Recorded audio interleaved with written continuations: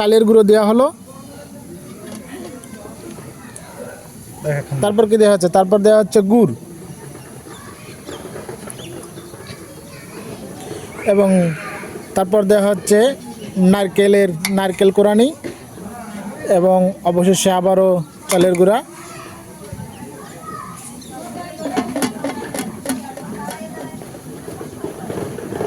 হ্যাঁ দেখুন, ধাপে ধাপে সব কিছু দেওয়া হলো। এবার একটি নেটের সাহায্যে ঢেকে দিয়ে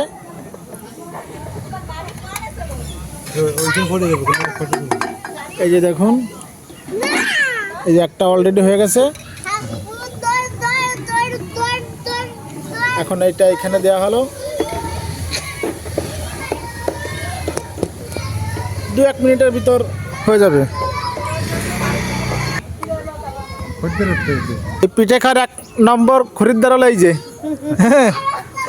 চাকু হাতে।